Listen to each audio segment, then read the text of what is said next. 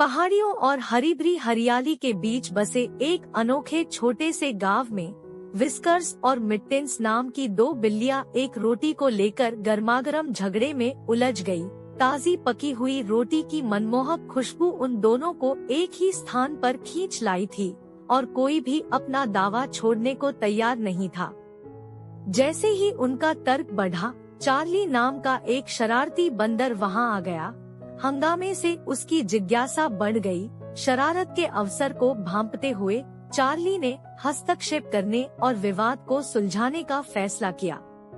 रुको मेरे प्यारे दोस्तों, चार्ली ने झगड़ती बिल्लियों के बीच छलांग लगाते हुए कहा, इस रोटी पर लड़ने की कोई जरूरत नहीं है। आइए इसे निष्पक्ष और उचित तरीके से हल करें। अपनी आंखों में एक शरारती चमक के साथ चार्ली ने तेजी से रोटी को दो असमान हिस्सों में तोड़ दिया। आप यहाँ जाएं, उसने एक भाग विस्कर्स को और दूसरा मिट्टिन्स को सौंपते हुए घोषणा की। आप में से प्रत्येक को आपके आकार के अनुसार हिस्सा मिलेगा। विस्कर्स ने उसके छोटे हिस्से को निराशा से देखा, जबकि मिट्टिन्स ने बड़े टुकड़े को पकड़ते हुए विजयी भाव से मुस्कुराया। हालांकि इससे पहले कि कोई भी बिल्ली काट पाती, चार्ली ने आगे बढ़कर मिट्टिन्स के हिस्से को तेजी से छीन लिया और उसमें से एक बड़ा टुकड़ा निकाल लिया। चौंक कर मिट्टिन्स ने देखा कि चार्ली ने उसके हिस्से का अधिकांश हिस्सा खा लिया, केवल एक छोटा सा टुकड़ा छोड़ दिया। एक चालाक मुस्कुराहट के साथ चार्ली ने घोषणा की, ऐसा लगता है कि बड़ा हिस्सा आखिरकार मेरा है।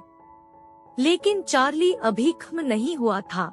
अपनी आंखों में एक शरारती चमक के साथ उसने अपना ध्यान विस्कर्स वाले हिस्से की ओर लगाया। बचे हुए आधे हिस्से से एक और टुकड़ा लेते हुए उन्होंने घोषणा की, अब यह हिस्सा और भी छोटा है और इस प्रकार यह भी मेरा है।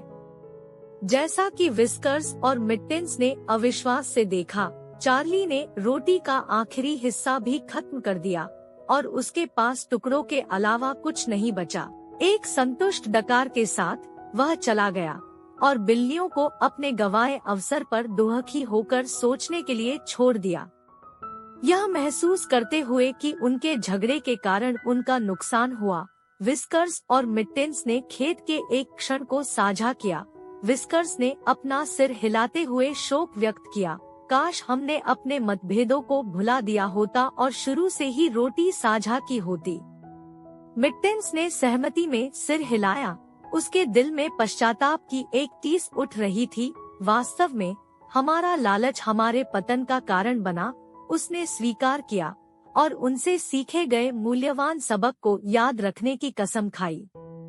और इसलिए शांतिपूर्ण गांव में रोटी को लेकर झगड़े की कहानी एक सतर्क कहानी के रूप में काम करती है, जो इसे सुनने वाले सभी को लालच के खतरों और सहयोग और साझा करने के महत्व की याद दिलाती है।